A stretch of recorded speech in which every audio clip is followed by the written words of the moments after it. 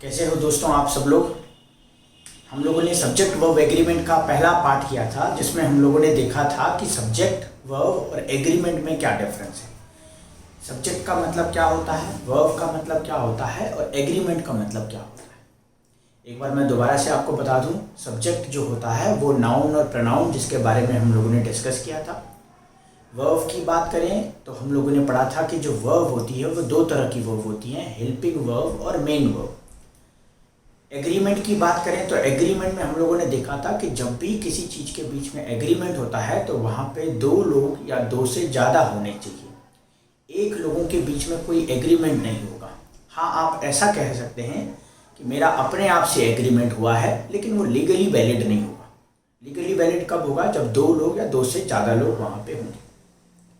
तो आइए दोस्तों एक बार फिर से सब्जेक्ट वर्ब एग्रीमेंट को दोबारा से पढ़ते हैं, दोबारा से समझते हैं कैसा है, ताकि हम लोगों को कोई भी कंफ्यूजन इंग्लिश ग्रामर में ना रहे। तो चलिए हम लोग स्टार्ट करते हैं सब्जेक्ट वर्ब एग्रीमेंट का। पहला चैप्टर हम लोगों ने कर लिया था, आज सेकंड पार्ट हम लोग करते हैं और दोबारा से एक बार सब्जेक्ट वर्ब और एग्रीमेंट के बारे में समझते हैं। हम लोगों ने बात करी थी सब्जेक्ट वर्ब एग्रीमेंट की। सब्जेक्ट वर्ब एग्रीमेंट हम लोगों ने पढ़ा था कि ये जो सब्जेक्ट है ये दो चीजें होता है, एक तो होता है नाउन, एक होता है प्रोनाउन। ऐसे आपको किताबों में कहीं देखने को नहीं मिलेगा कि जहां पे सिर्फ ये लिखा हो कि नाउन और प्रोनाउन ही दो चीजें होती हैं जो सब्जेक्ट बनता है, और या फिर इस तरीके से लिखा हो कि नाउन और प्रोनाउन ही दो चीजें सब्जेक्ट क्यों होती हैं। क्या है कि कंजंक्शन हमारा सब्जेक्ट नहीं बन पाता, क्या चीज़ है जिससे हमारा एडजेक्टिव, प्रेपोजिशन और इंटरजेक्शन हमारे सब्जेक्ट नहीं बन पाते। हाँ, आपने कई बार देखा होगा आर्टिकल जो है सब्जेक्ट के लिए जरूर यूज होता है, जहाँ पे सब्जेक्ट आया है वहाँ पे आर्टिकल जरूर आता है। लेकिन ऐसा क्या है कि जो नाउन और प्रोनाउन ही सब्जेक्ट बनते हैं, आर्टिकल, कंजंक्शन, प्रेपोजिशन और इंटरजेक्शन हमारा सब्जेक्ट नहीं बनता। इसके एक एग्जाम्पल भी देख लेते हैं। मान लीजिए मैंने लिखा यहाँ पे Ram goes for a walk, या फिर एक और एग्जाम्पल मैंने लिखा रोहन eats very much। एक और एग्जाम्पल मैंने लिखा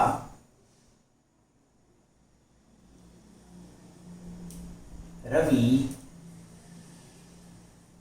watches movie एवरी डे। अब देखना यहाँ पे तीन सेंटेंस मैंने लिखे हैं। तीन सेंटेंस में देखना यहाँ पे सब्जेक्ट जो है राम है, इस वाले में रोहन है और इस वाले में रवि है। अब आप बोलेंगे सर आप तो इतने सालों से पढ़ा रहे हैं, आपको पता है कि राम, रोहन, रवि और सब्जेक्ट है, हमें कैसे पता चलेगा? तो आपको क्या करना है, पहचानने के बड़े तरीके हैं। सब्जेक्ट को पहचानने के क्या क्या तरीके हो सकते हैं उसके बारे में डिस्कस कर सकते हैं। How to identify a subject in a sentence।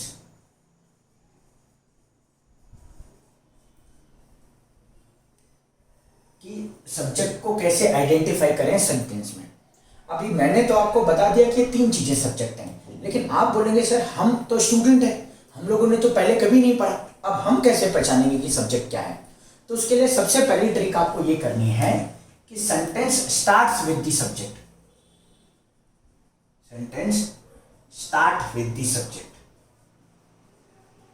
अब आपने बोला सर सेंटेंस के स्टार्टिंग में जो होगा वो सब्जेक्ट होगा, तो सेंटेंस के स्टार्टिंग में तो ये तीनों चीजें और ये सब्जेक्ट होंगी। और इससे पहले हम लोगों ने पढ़ा नाउन और प्रोनाउन सब्जेक्ट होता है, और नाउन तो राम, रोहन और रवि है। प्रोनाउन का क्या? और हो सकता है कि प्रोनाउन भी सेंटेंस के स्टार्टिंग में आ रहा हो। तो अभी क्या करना है हमने, अभी तो हम लोगों ने एक चीज पढ़ी कि सेंटेंस के स्टार्टिंग में सब्जेक्ट आएगा, और उस चीज से या उस डेफिनेशन से हम लोगों ने वेरीफाई कर लिया कि ये तीनों सब्जेक्ट है। दूसरी जो ट्रिक होती है, कई बार ऐसा नहीं होता है, कई बार सब्जेक्ट जो है पीछे आ जाता है या फिर वर्ब पहले आ जाता है। जैसे एक एग्जांपल से समझते हैं, does he go there every day. इसका जो मतलब है वो है कि क्या वो वहां हर दिन जाता है। अभी आप देखेंगे यहाँ पे डज पहले आया है और ही बाद में है। ही हमारा प्रोनाउन है और डज क्या है, हेल्पिंग वर्ब है। इसके बारे में हम लोगों ने हेल्पिंग वर्ब के बारे में पहले भी पढ़ा है, एक बार मैं दोबारा बता दूंगा। डज हमारा हेल्पिंग वर्ब है ही। अब इस वाली डेफिनेशन के हिसाब से देखना, हम लोगों ने पढ़ा था कि sentence starts with the subject और ये डज है, तो डज से तो स्टार्ट हो रहा है लेकिन ये डज सब्जेक्ट नहीं है। यहाँ पे सब्जेक्ट है ही। अब आपने बोला सर यहाँ पे तो ये डेफिनेशन फेल होगी। भाई यहाँ तक तो ठीक है, ये तीनों तो डेफिनेशन से वेरीफाई होगी, लेकिन ये वाली फेल होगी। अब ये डेफिनेशन फेल होगी तो और क्या तरीके हैं? एक तो हमने देखा भाई कि एक ये तरीका है, दूसरा तरीका क्या है? दूसरा तरीका होता है डूअर इज अ सब्जेक्ट।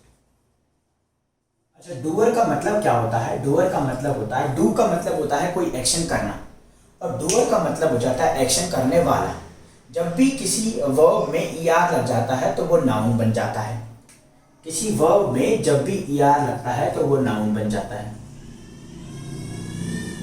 तो वो नाउन बन जाता है। जैसे मैं बात करूं रन, और रन पे आप ईआर जोड़ देंगे तो ये बन जाएगा रनर। और रनर कौन होगा? ये कोई पर्सन होगा दौड़ने वाला, और अगर वो दौड़ने वाला कोई पर्सन है तो ये नाउन बन गया। इससे आगे चलें, स्पीक। स्पीक का मतलब होता है बोलना, और स्पीक पे ईआर जोड़ेंगे तो ये बन जाता है स्पीकर। और अगर ये स्पीकर बन गया तो स्पीकर का मतलब होता है बोलने वाला।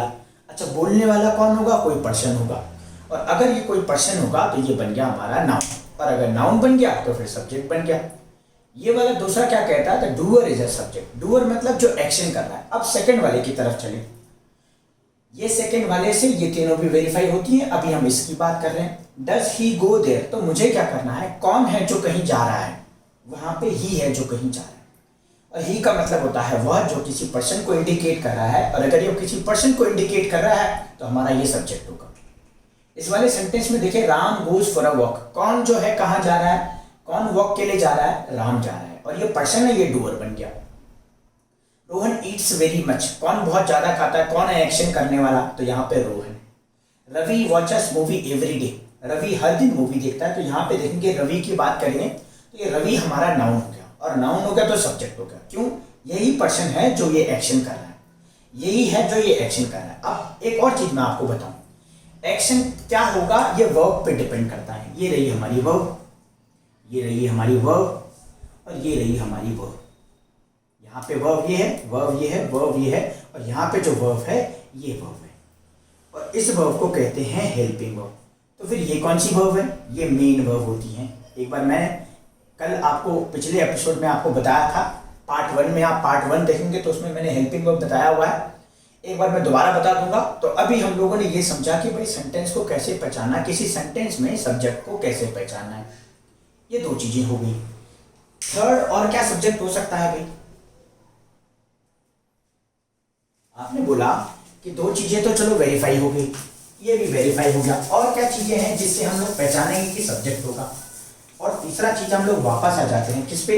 ये वाले पे, नाउन और प्रोनाउन। नाउन और pronoun can be a subject.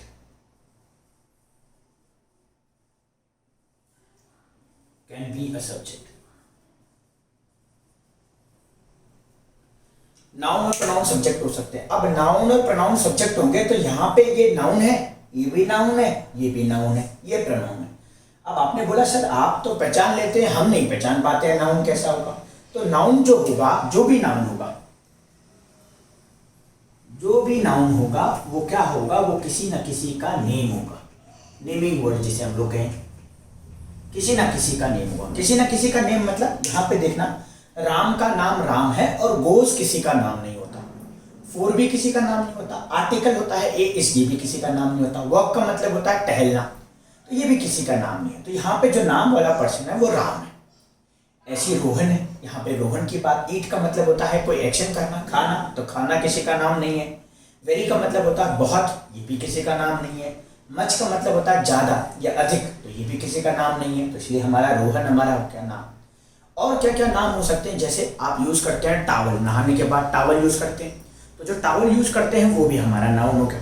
आप कैमरा यूज करते हैं, आप मोबाइल फोन चलाते हैं, आईफोन चलाते हैं, आप OnePlus चलाते हैं, वीवो, ओप्पो, MI चलाते हैं, तो ये सारे नाम हैं।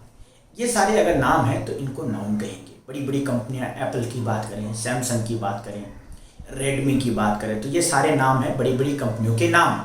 अच्छा, विराट कोहली आपने सुना होगा, ये भी नाम हो गया, ये भी नाम हो गया। विराट कोहली जिस बैट से खेलता है, मान लीजिए वो बैट एमआरएफ है, तो वो भी एमआरएफ भी नाउन हो गया। अच्छा, मान लीजिए वो किस बॉल से खेलता है, वाइट बॉल है, रेड बॉल है, तो वो वाइट बॉल और रेड बॉल जो हम लोग बोलते हैं, ये भी नाउन हो गया। बॉल एक नाउन हो गया, और वाइट और रेड जो है इस बॉल की स्पेशलिटी बता रहे हैं कि वो बॉल कौन सी बॉल है, वाइट बॉल है या रेड बॉल। ये सारी चीजें हम लोगों ने डिस्कस कर लिया। अब प्रोनाउन का एक बार डिस्कस कर लेते हैं। नाउन का तो हम लोगों ने पढ़ लिया, प्रोनाउन क्या होता है थोड़ा सा देख लेते हैं। प्रोनाउन के बारे में बात करें तो जो प्रोनाउन होता है वो रिप्लेसिंग वर्ड होता है, रिप्लेसिंग वर्ड। अभी हम लोग दो चीजों के बारे में समझ रहे हैं, एक तो नाउन और दूसरा प्रोनाउन। अभी प्रोनाउन क्या होता है, तो ये जो प्रोनाउन होता है ये होता है रिप्लेसिंग वर्ड। कल भी मैंने इसके बारे में बात करी थी। रिप्लेसिंग वर्ड क्या होता है, ये रिप्लेस करता है या फिर ये किसी की जगह पे आता है, और किसकी जगह पे आता है और क्यों आता है इसके बारे में जानना जरूरी है। ये रिप्लेसिंग वर्ड होता है, ये नाउन की जगह पे आता है, और नाउन की जगह पे आता क्यों है, to avoid the repetition of noun.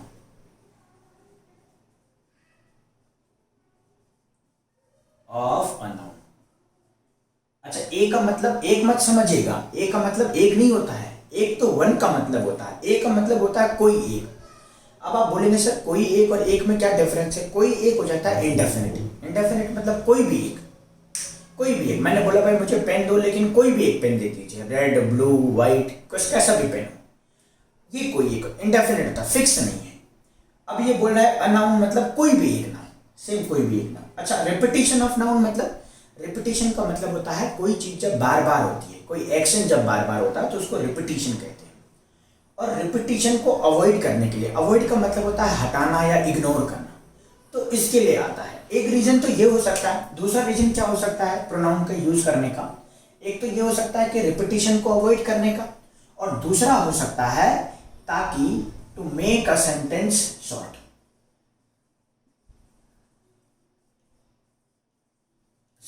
Short का मतलब होता है छोटा, छोटा का मतलब, अभी एक रीजन तो ये हो गया जिसके बारे में हम लोगों ने डिस्कस कर लिया कि सेंटेंस के रिपीटिशन को अवॉइड करता है, नाउन के रिपीटिशन।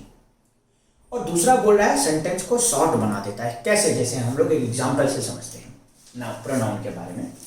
अभी दो चीजें तो हम लोगों ने देख ली, अब इन दो चीजों को प्रूव करना रह गया है। कैसे प्रूव करना है आइए जानते हैं। आपने देखा होगा कि कोई मूवी आपने देखी होगी, उसके लिए आपको थोड़ा सा समझना पड़ेगा, इमेजिनेशन थोड़ा सा अपने माइंड में करना पड़ेगा। आपने कोई मूवी देखी होगी, तो जब आप कोई मूवी देखते हैं तो मूवी में आपने देखा होगा पूरी की पूरी मूवी एक हीरो के ऊपर बेस्ड होती है, एक हीरो के ऊपर, या फिर हो सकता है वो एक विलेन के ऊपर बेस्ड हो, मतलब कोई भी एक थीम होगा उसका, उसी चीज को बार बार आके लेकर के चल रहे हैं। जैसे एग्जाम्पल लेते हैं, मान लीजिए आपने देखा होगा कि कोई भी सलमान खान, खास करके सलमान खान की बात करें तो बताते हैं कि सलमान खान जब किसी मूवी में आता है तो पूरी की पूरी मूवी में वही दिखता है, ना विलेन को, ना एक्ट्रेस को, ना किसी और चीज़ को दिखाया जाता है, ऐसा बोलते हैं। और वैसे भी आप देखें, कोई भी मूवी उठा करके देखेंगे तो जो एक्टर होगा उसी के इर्द गिर्द कहानी घूम रही होगी। अच्छा, ऐसा कभी नहीं होगा जहाँ पे एक्टर मर गया होगा, ऐसा कभी नहीं होता है। इवन साउथ की बात करें तो साउथ की पिक्चरों में तो आप देखते होंगे कि एक्टर कैसे हवा में उड़ उड़ करके जो है गोलियां पकड़ लेता है और वापस फिर फेंक भी देता है, मारता कम और घसीटता जाता है, आपने सुना होगा शायद साउथ की पिक्चरों में। तो मतलब मेरे बोलने का मतलब है कि जो एक्टर होगा या कोई एक चीज़ के ऊपर पूरी कहानी घूम रही है, उसके मम्मी के पापा की बात हो रही है, उसकी मम्मी के बारे में बात हो रही है, उसकी गर्लफ्रेंड के बारे में बात हो रही है, उसकी वाइफ के बारे में बात हो रही है, उससे कौन रिलेशन रख रहा है। मान लीजिए उसके भाई के किसी गुंडों ने पीट दिया उसके भाई को, तो वो गुंडे जो हैं वो उसी से रिलेशन रखेंगे, आगे जा करके जो है उनके बीच में फाइट होगी, इस तरीके का दिखाई जाएगा। ऐसी हम लोगों ने स्टोरीज पढ़ी होंगी, स्टोरीज में भी सेम ऐसी होता है। स्टोरीज में मान लीजिए आप स्टोरीज पढ़ रहे हैं भाई महात्मा गांधी जी की, तो गांधी जी की जो स्टोरी पढ़ रहे हैं आप, तो गांधी जी के बारे में ही बताया जाएगा कि गांधी जी ने यहाँ से पढ़ाई करी, उसके बाद गांधी जी वहाँ चले गए, उसके बाद गांधी जी की शादी हो गई, शादी होने के बाद जो है उनके बच्चे हो गए, बच्चे होने के बाद जो है उन्होंने ये किया वो किया, ऐसा किया वैसा किया, तो ये सब गांधी जी के बारे में। और जब चैप्टर खत्म होता है तो बताया जाता है कि गांधी जी की इस टाइम पे डेथ हो। तो मैं ये कहना चाह रहा हूँ कि किसी एक ही थीम के ऊपर पूरा सेंटेंस जो है और ये पूरा चैप्टर आ रहा है। अब उसी को मैं इंग्लिश में यहाँ पे बताता हूँ। जैसे कि मान लीजिए मैंने एक सेंटेंस लिया यहाँ पे कि देयर वॉज अ किंग, एक स्टोरी ली मैंने, there was a king named Ashoka. मान लीजिए आपने ऐसा लिखा, आगे मैंने बोला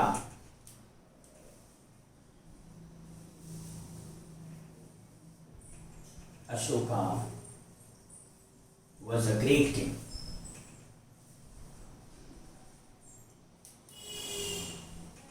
आगे मैंने लिखा वन डे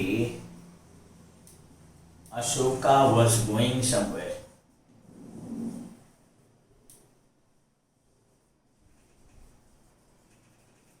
आगे मैंने लिखा and Ashoka found a bag of coins. अब आप देखना इस चीज में, अच्छा आगे ऐसे ही चला आ रहा है। अब हमें क्या करना है, हमें फाइंड करना है नाउन को। नाउन के बारे में बात हो रही है, प्रोनाउन के बारे में बात हो रही है। हमने पढ़ा भाई प्रोनाउन के बारे में पढ़ रहे हैं, तो सबसे पहले नाउन को फाइंड करते हैं। अच्छा यहाँ पे इस वाले सेंटेंस में, ये वाला जो सेंटेंस है, इस वाले सेंटेंस में जो नाउन है वो हमारा एक तो अशोका है। कैसे पता चला, इसका नाम ही है। अच्छा एक किंग का नाम है, किंग। अच्छा वैसे भी आर्टिकल के पहले नाउन आता है, ये बोले कि नाउन के पहले आर्टिकल आता है, ये हमारा किंग नाउन होगा, अशोका नाउन हो गया। अच्छा यहाँ अशोका नाउन है तो यहाँ पे भी अशोका नाउन होगा। उसके बाद आगे चले तो किंग भी नाउन हो गया। ग्रेट की बात करें तो ये एडजेक्टिव। एडजेक्टिव क्या होता है, आर्टिकल क्या होता है, हेल्पिंग वर्ब, ये सब मैं आपको बताऊंगा। अभी धीरे धीरे हम लोग नाउन के बारे में पढ़ रहे हैं। डे हमारा नाउन हो गया, अशोका फिर नाउन हो गया। फिर यहाँ पे समवेयर के साथ नहीं, अशोका फिर नाउन हो गया। ये बैग हमारा फिर नाउन है, इसके पहले वैसे भी आर्टिकल है। कॉइन्स भी नाउन है। आप देखिएगा बेटा, इनको वेरीफाई करिएगा और आप पहचानिएगा क्या ये सच में नाउन है या फिर ऐसे ही। तो आप देखेंगे बार बार अगर समझेंगे तो आप अपना थोड़ा दिमाग पे जोर डालेंगे तो आप पाएंगे कि ये सारे के सारे नाम हैं। कॉइन्स किसी का नाम है, बैग भी नाम है किसी का, या फिर बैग का कोई पर्टिकुलर नाम हो सकता है। अशोका नाम है, किंग नाम है, और यहाँ पे सेम अशोका बार बार रिपीट हो रहा है तो ये नाम है। अब थोड़ा सा हम लोग चलते हैं प्रोनाउन के ऊपर। अब आपने देखा नाउन तो ये भी था, नाउन बैग भी है। अच्छा नाउन अशोका भी है, नाउन डे भी है। लेकिन एक चीज है जो बार बार रिपीट हो रही है। एक तो यहाँ पे अशोका रिपीट हो रहा है, एक अशोका यहाँ रिपीट हो रहा है, दो अशोका फिर यहाँ रिपीट हो रहा है, तीन, और एक अशोका यहाँ पे भी रिपीट हो रहा है, चार। तो ये 4 टाइम पे अशोका रिपीट हो रहा है। अब एक चीज और देखना, एक चीज और देखना, ये डे नहीं आ रहा है दोबारा से, ये किंग भी नहीं आया दोबारा। अच्छा क्या आ रहा है, सिर्फ अशोका। अच्छा बैग भी नहीं आया दोबारा, तो ये जो दोबारा आ रहा है उसको हम लोग रिप्लेस करेंगे। अच्छा क्या रिप्लेस करेंगे, ये डिपेंड करेगा कि नाउन क्या है। अब हमने क्या किया भाई, अशोका की जगह पे हमने एक प्रोनाउन लिखा जिसको बोलते हैं ही। अब मैंने लिखा ही, जहां जहां पे अशोका है वहां पे लिख दिया ही, यहाँ पे भी लिख दिया ही, यहाँ पे भी लिख दिया हम लोगों ने ही, यहाँ पे भी ही, और यहाँ पे। अब देखना जरा क्या होगा। There was a king named Ashoka and he was a great king. One day he was going somewhere and he found a bag of coins. अब आपने एक चीज नोटिस करेंगे, आपने एक चीज नोटिस की होगी कि भाई अभी अशोका रिपीट हो रहा था और अभी ही रिपीट हो रहा है। अब देखो एक यहाँ ही आ गया, एक यहाँ ही आ गया, और एक यहाँ ही आ गया। और हमने डेफिनेशन में ये पढ़ा था कि नाउन को रिपीटिशन को, नाउन के रिपीटिशन को अवॉइड करने के लिए लगाते हैं प्रोनाउन। लेकिन यहाँ पे प्रोनाउन भी रिपीट हो रहा है, तो प्रोनाउन जब रिपीट हो रहा है तो प्रोनाउन के रिपीटिशन को कुछ नहीं आ रहा, प्रोनाउन के रिपीटिशन को कुछ भी नहीं है। अब ये मैं आपको बताऊं तो ये हमारे दिमाग की उपज है, टीचर्स के दिमाग की उपज है। टीचर का काम है सब्जेक्ट को एक्सप्लोर करना, कितना एक्सप्लोर कर सकता है वो, क्योंकि दिन भर उसको, मान लीजिए मैं इंग्लिश का टीचर हूँ तो मुझे इंग्लिश ही पढ़ानी है, मैं 7-8 घंटे इंग्लिश पढ़ाता हूँ हर दिन, तो मुझे इंग्लिश ही पढ़ानी है। या फिर जितना बाकी टाइम जो बचा है तो मुझे उसमें मैथ्स के सवाल नहीं देखने, मुझे जीएस नहीं देखना है, मुझे सिर्फ इंग्लिश ही देखना है। तो जब बार बार इंग्लिश देखूंगा तो फिर मैं एक्सप्लोर करूँगा कि भाई ये मुझे पता है और क्या हो सकता है। तो ये हमारे दिमाग की उपज है कि ये ही आ रहा है, ही को अवॉइड नहीं किया जा रहा, ही को वैसे ही लिखा जा रहा है। तो इससे एक और चीजें जो है आप सिद्ध हुई कि नाउन के रिपीटिशन को अवॉइड करने के लिए लगा दिया हमने प्रोनाउन, और प्रोनाउन के रिपीटिशन को अवॉइड करने के लिए हमने कुछ भी नहीं लगाया। तो ये वैसे का वैसे ही रहेगा। अब आप बोलेंगे सर लॉजिक अगर यहाँ है तो यहाँ पे भी होना चाहिए, नहीं, हम लोग सिर्फ उतना पढ़ेंगे जितना हमारे ग्रामर के सिलेबस में होगा। और इवन देखा जाए कि हम लोग उतना भी नहीं पढ़ पाते हैं, अभी हम लोग उतना भी नहीं पढ़ पाते। अभी आप देखिए कि आपने वीडियो देखना स्टार्ट किया होगा तो वीडियो पूरा होते होते आपके दिमाग में 10 चीज़ें चलने लग गई होंगी, और हो सकता है कि आपने स्किप करके कुछ और ही चीज़ें खोलने लग गए होंगे।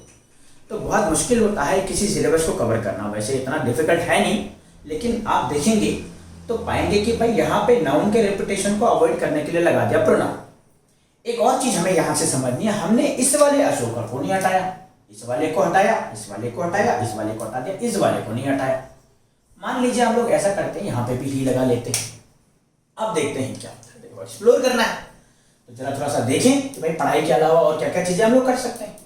हमने देखा there was a king named Ashoka, हमने वहां पे बोला there is a king named he. अब आगे he was a great king, one day he was going somewhere and he found a bag of coins.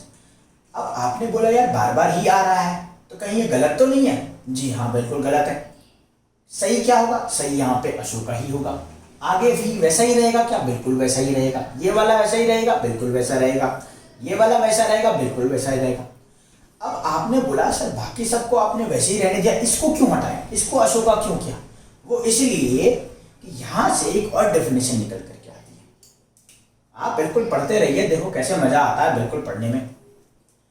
यहाँ से एक और डेफिनेशन निकल करके आती है कि सबसे पहले नाउन आएगा और उसके बाद आएगा हमारा प्रोनाउन। ये सिद्ध हो गया जी, बिना किताब के हमने सिद्ध कर दिया कि पहले नाउन आएगा फिर प्रोनाउन आएगा। अच्छा, प्रोनाउन आएगा, या फिर इसको एक और तरीके से कहें कि किस तरह का प्रोनाउन होगा, ये किस तरह का जो प्रोनाउन होगा ये डिपेंड करेगा कि ये नाउन किस तरह का है।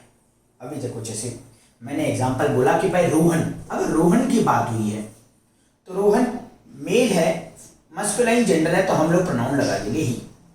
मान लीजिए रोहन के बाद नेहा की बात करें तो नेहा फीमेल है इसलिए लगा देंगे हम लोग सी। मान लीजिए मैंने कंप्यूटर की बात करी, अब कंप्यूटर नाउन है और कंप्यूटर नॉन लिविंग थिंग है इसलिए हम लोगों ने लगा दिया इट। अच्छा, मान लीजिए कंप्यूटर एंड मोबाइल फोन की बात करें, मान लीजिए मैंने बोला कंप्यूटर एंड आपका फेवरेट मोबाइल फोन, अभी मुझे दे लगाना पड़ेगा। तो ये जो दे है, ये जो इट है, ये जो ही है, ये जो सी है, ये कैसे आया, ये कहां से निकल करके आया? ये निकल करके आया इस नाउन से। ये जो प्रोनाउन है ना, ये कहां से निकल करके आया? इन नाउन से निकल करके आया। और ये नाउन क्या होंगे यही डिपेंड करता है प्रोनाउन क्या है। तो ये यहां से डेफिनेशन निकल करके आए। अब ये सब तो हम लोगों ने पढ़ लिया। आप जो है वीडियो को पॉज करके नोट्स अगर आपको बनाना है तो नोट्स बना सकते हैं, या फिर इसका स्क्रीनशॉट भी ले सकते हैं। स्क्रीनशॉट लेने के बाद हम लोग थोड़ा सा आगे एक्सप्लोर करते हैं। मैं आपको बताता हूँ और क्या क्या प्रोनाउन आ सकते हैं। अभी हम लोग इसकी बात कर रहे हैं नाउन प्रोनाउन की, ये जो सब्जेक्ट की बात कर रहे हैं। नाउन प्रोनाउन में और क्या क्या प्रोनाउन हो सकता है उसके बारे में बात करते हैं। तो ये बहुत बड़ी कहानी हम लोगों ने आप लोगों के साथ डिस्कस कर ली। आप जो है धीरे धीरे पढ़ते रहें, एग्जाम का जब होना होगा हो ही जाएगा, सिलेक्शन भी हो ही जाएगा। बस आप मेहनत पे फोकस करें, सिर्फ मेहनत पे। आप ये देखें कि मुझे कितना आया, ये ना देखें कि कब किसका फॉर्म भरा जा रहा है, किसकी कितनी डेट है। आप अपना लेवल तो बनाइए। अभी प्रोनाउन क्या क्या हो सकते हैं? प्रोनाउन बेटा होते हैं 3 तरह के। एक तो होता है फर्स्ट पर्सन, एक होता है सेकंड पर्सन, और एक होता है third person. First person, second person और थर्ड पर्सन। अच्छा, फर्स्ट पर्सन क्या होता है? उसको कहते हैं स्पीकर। सेकंड पर्सन को बोलते हैं लिसनर, और थर्ड पर्सन को बोलते हैं नॉन एक्टिव, या जो मर्जी आप बोल दीजिए। आप जो मर्जी बोलिए, आपको बस पता होना चाहिए कि ये चीज़ है क्या। तो जो स्पीकर है, स्पीकर का मतलब होता है बोलने वाला। अब बोलने वाला कौन होता है? बोलने वाले 2 चीज़ होते हैं। एक तो होता है आई, जैसे अभी मैं बोल रहा हूँ तो आई हो गया। या फिर आपने सुना होगा जोर से बोलो जय माता दी, तो कौन बोलता है जोर से बोलो जय माता दी? सारे लोग बोलते हैं। तो हम लोग कहेंगे हम लोग बोले। तो ये आई और वी स्पीकर होता है। लिसनर कौन होता है? लिसनर जो भी होगा उसे हम लोग कहेंगे यू। लिसनर किसको कहेंगे? यू। जैसे मान लीजिए अभी मैं बोल रहा हूँ तो आप लोग लिसन कर रहे हैं, तो मैं बन गया आई और आप बन गए यू। थर्ड पर्सन कौन होता है? थर्ड पर्सन होता है नॉन एक्टिव। या ये दोनों कन्वर्जेशन जब करते हैं तो इन दोनों कन्वर्सेशन में जिसकी बात चल रही होती है उसको हम लोग थर्ड पर्सन कहते हैं, और वो होता है हमारा ही, शी, इट एंड दे। ये तीन चीजें, ही, शी, इट एंड दे। अब आप इसको याद कैसे करेंगे? याद करने के लिए आप थोड़ा सा एक चीज को समझिए कि जब भी जो है हम लोग कुछ बोलते हैं तो सबसे पहले तो हमारे माइंड में थॉट आते हैं, हमारे माइंड में विचार आते हैं कि भाई हमें करना क्या है, बोलना क्या है, कैसे करना है। जैसे सपोज करो कि आपको कोचिंग करनी है, एनडीए की करनी है, सीडीएस की करनी है, एसएससी की करनी है, तो आपने बोला कि भाई आपने अपने माइंड में सोचा कि भाई ये चीज़ें हैं। अब आपने क्या किया, अब आप बोलेंगे किसी न किसी के पास तो बोलेंगे, तो बोलने वाला माध्यम आप बन गए। तो आपने बोला तो आई हो गया, या फिर आप लोग बोलेंगे, हम सब लोग, तो वी हो गया। दो चीज़ें हो गई। सेकंड पर्सन क्या होगा? जिसके पास आप बोलेंगे। ऐसा तो हो सकता है कोई ना कोई तो होगा बोलने के लिए, भाई ऐसा तो हो नहीं सकता कि मैं अपने पास ही बोल रहा हूँ, कोई ना कोई होगा बोलने के लिए। अच्छा, जिसके पास बोलेंगे उसको हम लोग कहेंगे यू, उसको सेकंड पर्सन कहा जाता है। और जिसके बारे में बात कर रहे हैं वो हमेशा वहाँ पे प्रेजेंट नहीं होता है, who is not present there. तो मान लीजिए आप और मैं बात कर रहे होंगे, तो जैसे मैंने अभी बात करी सलमान खान की, तो मैंने कहा आई, आपने सुना यू, और सलमान खान की बात करी गई, वो बन गया थर्ड पर्सन। और थर्ड पर्सन की जब हम बात करते हैं तो आपने देखा होगा हम लोग बोलते हैं कि वो ऐसा है, उसने ऐसा किया, वो ऐसा है, उसने ऐसा नहीं करना चाहिए था, उसको ऐसा नहीं करना चाहिए था। तो ये सारी चीज़ें जो हम लोग बोल रहे हैं वो बन गया हमारे थर्ड पर्सन। अब आप देखना, ये सारे प्रोनाउन हैं। इसका मतलब क्या हुआ कि कहीं पे आई दिखाई दे, वी दिखाई दे, you, he, she, it and they दिखाई दे, तो ये सारे हो गए हमारे प्रोनाउन। अब ये प्रोनाउन हो गए, तो ये अगर कहीं पे आएंगे तो हम इनको प्रोनाउन कंसिडर करेंगे, और all pronouns can become a subject. ये देखो यहाँ पे आ गए हम लोग, जहाँ से हम लोगों ने स्टार्ट किया था वहाँ पे पहुँचे, कि सारे क्या बनेंगे? सब्जेक्ट बनेंगे। हो सकता है जो बच्चे थोड़ा सा ज़्यादा जानते हों वो ये सोच रहे होंगे यार सर फिर माई क्या होता है, फिर योर क्या होता है, फिर देयर क्या होता है, ये सब क्या होता है, उसके बारे में डिस्कस करेंगे। वो भी हम लोग प्रोनाउन के बारे में पढ़ेंगे, लेकिन अभी हम लोगों ने बेसिक ये सीख लिया, ये सारी चीज़ें प्रोनाउन होते हैं, और प्रोनाउन होने के साथ साथ ये सब्जेक्ट भी बन सकते। तो अभी नाउन और प्रोनाउन को बहुत अच्छे से पढ़ लिया है। अभी चैप्टर जब आएगा उसको तब भी पढ़ेंगे, आपको बिल्कुल टेंशन नहीं लेनी, बस सिर्फ और सिर्फ वीडियो खोल करके देखना है। तो ये प्रोनाउन की बात है। अब आगे चले वर्ब की। एक बार दोबारा से, ये वाला तो हम लोगों ने बहुत अच्छे से इसको एक्सप्लोर कर लिया। अभी भी समझ में नहीं आया होगा तो आप देखते रहिए, धीरे धीरे जो है सब समझ में आएगा। अब हम लोग बात करें भाई सब्जेक्ट को, तो हम लोगों ने बहुत अच्छे से कवर कर लिया। वर्ब की दोबारा से बात करें। एक बार हम लोगों ने पहले बात करी वर्ब की, एक बार दोबारा से बात करें। वर्ब हमारी होगी, एक तो होगा हेल्पिंग वर्ब और एक होता है मेन वर्ब। अच्छा, हेल्पिंग वर्ब के दो फॉर्म होते हैं, एक तो होता है सिंगुलर और एक होता है प्लूरल। सिंगुलर का मतलब जानते हैं सिंगल, प्लूरल का मतलब एक से ज्यादा जो होगा उसको प्लूरल माना जाएगा। हिंदी में इसे एक वचन और बहुवचन भी कहते हैं, लेकिन अगर आप जिस तरीके से, जिस माध्यम से आप अच्छे से समझ सकते हैं उस माध्यम से समझिए। सिंगुलर में हमारे पास पेयर में चलते हैं, जैसे इज का पेयर चलता है आर, ऐसी वज का पेयर चलता है वर, ऐसी हैज का पेयर चलता है हैव, ऐसी डज का पेयर चलता है डू, और ऐसी जो है डिड और हैड जो है दो ऐसी हेल्पिंग वर्ब हैं जो दोनों के साथ चलती हैं। और एक और मैंने कल डिस्कस किया था एम के साथ आई। तो ये हमारी हेल्पिंग वर्ब हैं जो कि फिक्स हैं। फिक्स का मतलब ये हुआ इससे ज्यादा नहीं हो सकती। इस आर, वज, वर, हैज, हैव, डज, डू हमने जहां देखा हम लोग इनको मानेंगे हेल्पिंग वर्ब। जैसे मान लीजिए आप सलमान खान जहां देखेंगे उसको बोलेंगे भाई ये एक्टर है। ऐसी जो है इज और आर की बात करें, वज और वर की बात करें, ये जहां दिखाई दे आप इनको मानेंगे क्या?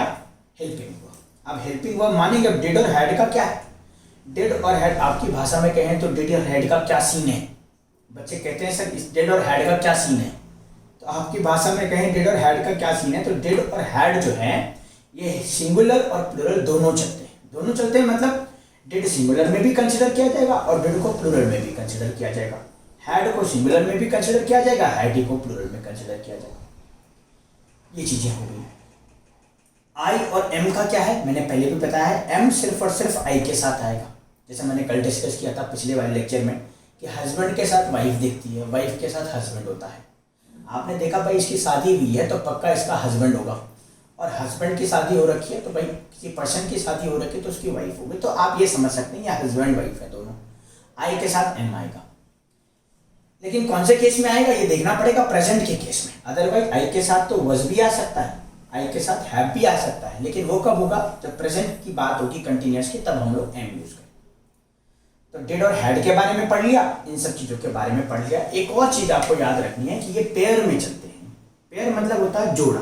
जोड़ा का सबसे बढ़िया एग्जाम्पल मैं क्या दे सकता हूँ कि आपने कभी जूते खरीदे होंगे, तो जूते जो आप खरीदते हो तो 7 नंबर का जूता जनरली लोग पहनते हैं। वो डिपेंड करता है कि आपके पाँव का साइज कितना है, लेकिन जनरली जो है 7 नंबर का जूता पहनते हैं, तो इसीलिए वो 7 नंबर वाला बड़ा महंगा होता है।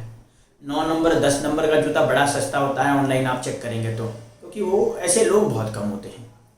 तो चलो 7 नंबर का जूता आप पहनते हैं, तो आपने अगर एक जूता खराब हो गया है आपका किसी वजह से, एक जूता, जैसे कभी बाइक में आप चल रहे हैं, साइलेंसर पे पाँव रख दिया, गर्म था तो वो पता चला खराब हो गया एक जूता, और एक जूता बिल्कुल नया है, तो आप जब दुकान पे जाएंगे तो कभी एक जूता नहीं खरीदेंगे, आपको दोनों खरीदने पड़ेंगे, क्योंकि वो जोड़ा है, तो ऐसे ही चलेगा। तो जोड़ा आपने खरीदा, तो ऐसे ये भी है, ये जोड़े में चलते हैं, पेयर में। हैज के साथ हैव, वस के साथ वर, इसके साथ आर। अच्छा, आएगा एक ही, आएगा एक ही मतलब अगर हमें एक वर्ब, एक इन दोनों में से कोई एक ही आगे इज और आर लगाना है, तो या तो इज लगेगा या आर लगेगा। वो क्या डिपेंड, किस पे डिपेंड करेगा, वो सब्जेक्ट पे डिपेंड करेगा, उसके बारे में हम लोग बात करेंगे। ये तो रही हेल्पिंग वर्ब। अब चलते हैं हमारा मेन वर्ब के ऊपर। चलो धीरे धीरे हम लोग जो है सारी चीजें हम लोग कवर कर रहे हैं, मेन वर्ब के ऊपर चलते हैं। मेन वर्ब के ऊपर, अब मेन वर्ब के भी यही है, सिंगुलर और प्लूरल। इसका एक बार और डिस्कस कर लेता हूं मैं, सिंगुलर और प्लूरल। अब मैंने कहा था मेन वर्ब होता क्या है, हेल्पिंग वर्ब तो हेल्प करता है मेन वर्ब को, और मेन वर्ब क्या होता है, कोई ऐसा वर्ड जो एक्शन को दिखाता है। एक्शन का मतलब होता है काम, काम करने को। जैसे मान लीजिए कल भी मैंने एग्जांपल दिया था, स्पीक, लिसन, टीच, गो। अब ये देखो, ये 3-4 ऐसे वर्ड्स हैं जिनसे कुछ काम के होने का पता चल रहा है। जैसे स्पीक में आप पाएंगे कि स्पीक में बोलने वाला काम हो रहा है, लिसन में सुनने वाला हो रहा है, गो में जाने वाला काम हो रहा है, और टीच में पढ़ाने वाला काम हो रहा है। तो स्पीक, लिसन, गो और टीच ये सारे एक्शन वाले वर्ड हो गए। अगर ये एक्शन वाले वर्ड हो गए, इनको हम लोग हमेशा प्लूरल कंसिडर करते हैं, और इनको वर्ब की फर्स्ट फॉर्म भी कहा जाता है। क्या कहा जाता है, वर्ब की फर्स्ट फॉर्म। तो इसका मतलब इनका सेकेंड फॉर्म भी होगा, इनका थर्ड फॉर्म भी होगा।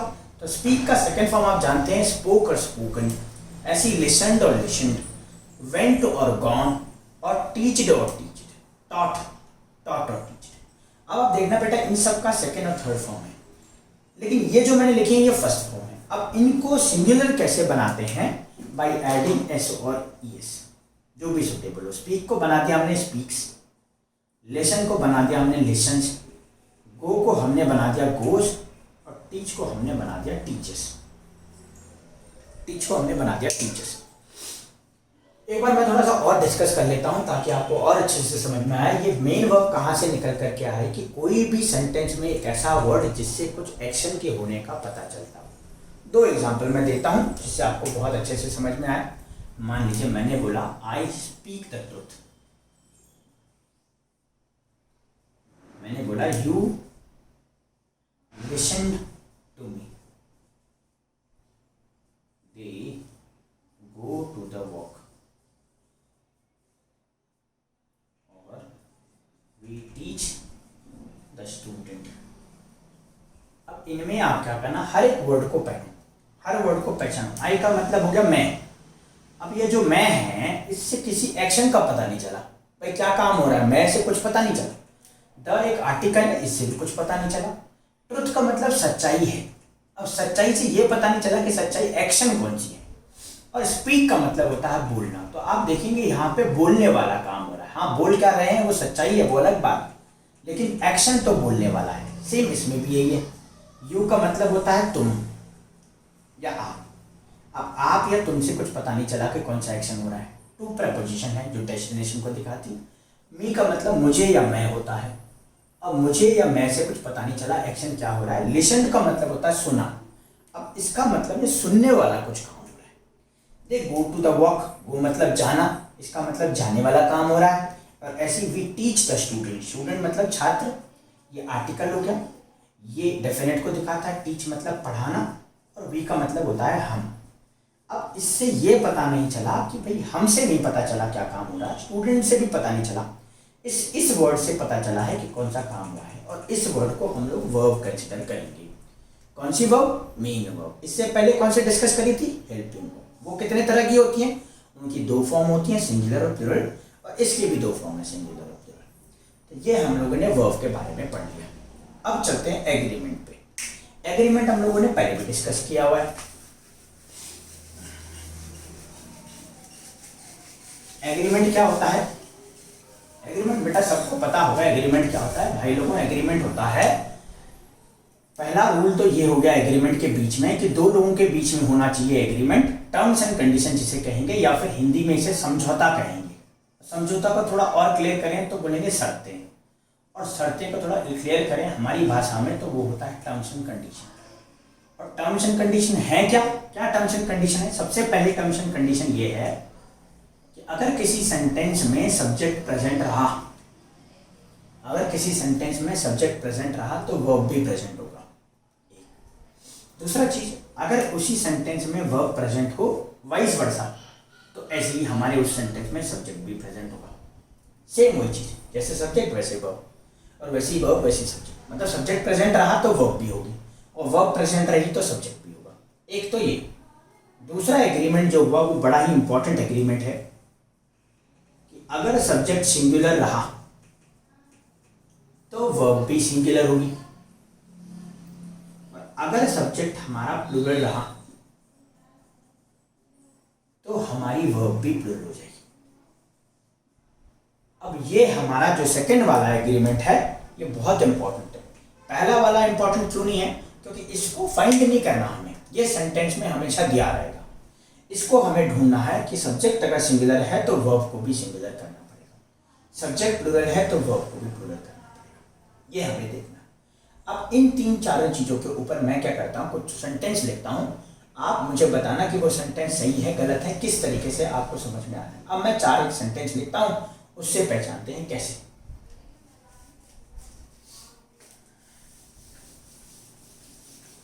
अब मान लीजिए मैंने एक सेंटेंस लिखा, चार सेंटेंस में लिखता हूँ, दो हेल्पिंग वर्ब के और दो मेन वर्ब के। मैंने लिखा we are going to play the match। दूसरा सेंटेंस है he has oblique have eaten the food। तीसरा मैंने सेंटेंस लिखा Rohan go oblique goes very fast। और चौथा मैंने सेंटेंस लिखा राजेश रिस्पेक्ट रिस्पेक्ट्स एवरीवन। अब देखो जरा ये, अब हमें क्या करना है, सबसे पहले तो हमें सब्जेक्ट ढूंढना है। आपने बोला सर ये वी प्रोनाउन है, अभी हम लोगों ने पढ़ा था I we you he she it and they, first person pronoun है। आपने बोला सर ये प्रोनाउन है, और नाउन और प्रोनाउन सब्जेक्ट होते तो ये रहा सब्जेक्ट। इस वाले में ही, ये भी प्रोनाउन है, ये थर्ड पर्सन प्रोनाउन है। आपने बोला सर ये रहा सब्जेक्ट। तीसरे में ये नाउन आ गया रोहन, चौथे वाले में ये नाउन आ गया राजेश। अब ये दोनों में सब्जेक्ट हो गए। अब आर और एज, हैज और हैव, गो और गोज, रेस्पेक्ट और रेस्पेक्ट्स में से अब हमें किसी एक को चुनना है। अब मुझे देखना पड़ेगा ये वी प्लूरल होता है कि सिंगुलर होता है। अच्छा, वी का मतलब होता है हम हमेशा एक से ज्यादा होते हैं, इसलिए ये प्लूरल होता है। और अगर ये प्लूरल हुआ तो वर्ब को भी प्लूरल करना पड़ेगा, तो इसलिए इज ना हो करके यहाँ पे आ जाएगा आर। सेकंड वाले की बात करें ही, अब ही का मतलब होता है वह, और ये सिंगुलर होता है। और अगर ये सिंगुलर होगा तो यहाँ पे हम लोग हैव ना लगा करके क्या लगा देंगे, हैज सिंगुलर होता है। रोहन की बात करें तो रोहन एक अकेला पर्सन है, सिंगुलर है, तो गो ना कर करके गोज करना पड़ेगा। इसमें बड़ा कंफ्यूजन है मेन वर्ब में। मेन वर्ब में एस और एस लगा करके सिंगुलर बन जाता है, हमें लगता है एस और एस लगा करके प्लूरल बनता है, लेकिन ये मेन वर्ब है, ये उल्टा होता है, ये एस और एस लगा करके सिंगुलर बनता है। इसके एग्जाम्पल हम लोग देखेंगे। आपको बिल्कुल अभी मैं बिल्कुल बेसिक से लेकर के चल रहा हूँ। इसको मैंने पिछले लेक्चर में पढ़ा दिया था, लेकिन कोई कमी ना रह जाए इस वजह से मैं इसको दोबारा पढ़ा रहा हूँ, ताकि जो भी बच्चा देखे उसे कहीं और देखने की जरूरत ना पड़े, या फिर कोई बुक पढ़ने की जरूरत ना पड़े, किसी टीचर से पढ़ने की जरूरत ना पड़े। अगर वो पढ़े भी तो उसके कई सारे कॉन्सेप्ट क्लियर हो, उसको लगे कि भाई हाँ मुझे काफ़ी चीज़ें पता है। यहाँ पे राजेश की बात करें तो ये सिंगुलर है, एक अकेला है, तो रेस्पेक्ट ना होकर के रेस्पेक्ट्स हो जाएगा। जैसे मैंने अभी कहा कि वर्ब के साथ एस लगा करके सिंगुलर बन जाता है। तो ये हम लोगों को देखना है। तो ये हम लोगों ने थोड़ा बहुत रिवाइज किया, थोड़ा बहुत हम लोगों ने इसके बारे में पढ़ा। ये दोनों मेन वर्ब के एग्जाम्पल हैं, ये दोनों हेल्पिंग वर्ब के एग्जाम्पल हैं। अब बहुत बच्चे इसमें कंफ्यूज हो जाते हैं कि सर कभी किसी सेंटेंस में हेल्पिंग वर्ब और मेन वर्ब कौन सी वर्ब आती है। इसका जवाब ये है कि किसी भी सेंटेंस में हेल्पिंग वर्ब और मेन वर्ब दोनों आ सकती है। फिर कुछ बच्चों का सवाल ये रहता है कि सर ये जो वर्ब है ये हेल्पिंग वर्ब और मेन वर्ब को पहचानेंगे कैसे। उसका जवाब क्या है? उसका जवाब है हेल्पिंग वर्ब जो होगा वो सिर्फ और सिर्फ फिक्स होंगी, इज, एम, आर, वज, वर, हैज, हैव, डू, डज। और मेन वर्ब जो होंगी वो बहुत सारी होंगी। पहचानना कैसे है? मेन वर्ब की 3 फॉर्म होती है, फर्स्ट फॉर्म, सेकंड फॉर्म और थर्ड फॉर्म। हेल्पिंग वर्ब की कोई भी फॉर्म नहीं होती, वो सिर्फ सिंगुलर और प्लूरल होता है। फिर बच्चों ने बोला सर कि अगर मान लीजिए सर हेल्पिंग और मेन वर्ब दोनों वर्ब हों किसी सेंटेंस में, तो हम लोग किसके तरफ से चेंज करेंगे? आपने बोला सब्जेक्ट सिंगुलर होगा तो वर्ब को सिंगुलर कर देंगे, आपने बोला सब्जेक्ट प्लूरल है तो वर्ब को प्लूरल कर देंगे। तो मान लीजिए वहां पे हेल्पिंग वर्ब और मेन वर्ब दोनों हैं, तो फिर हम किसको चेंज करेंगे? तो इसका जवाब आपको देना है। तो इसका जवाब मैं अगले लेक्चर में जब आऊँगा, आप कमेंट में जरूर लिखें कि जब हेल्पिंग वर्ब और मेन वर्ब दोनों किसी सेंटेंस में प्रेजेंट हो तो हम लोग किसको चेंज करेंगे सब्जेक्ट के अकॉर्डिंग। ये तो हमें पता है कि वर्ब को सब्जेक्ट के अकॉर्डिंग चेंज किया जाता है, लेकिन कौन सी वाली वर्ब को चेंज करेंगे सब्जेक्ट के अकॉर्डिंग, ये आपको बताना है। तो चलिए इसी लेक्चर के साथ आज का जो है इसी टॉपिक के साथ आज का लेक्चर खत्म करते हैं। अब अगले लेक्चर में हम लोग क्या करेंगे? बेसिक्स हमने बहुत अच्छे से डिस्कस कर लिया है और भी हम लोग धीरे धीरे पढ़ते रहेंगे। एक बार पूरा चैप्टर कंप्लीट हो जाए फिर मैं और चीज़ें जो है कहाँ कहाँ दिक्कत हो सकती है बच्चों को वो लेकर के चलेंगे। तो अभी आज का लेक्चर यहीं पे रखते हैं।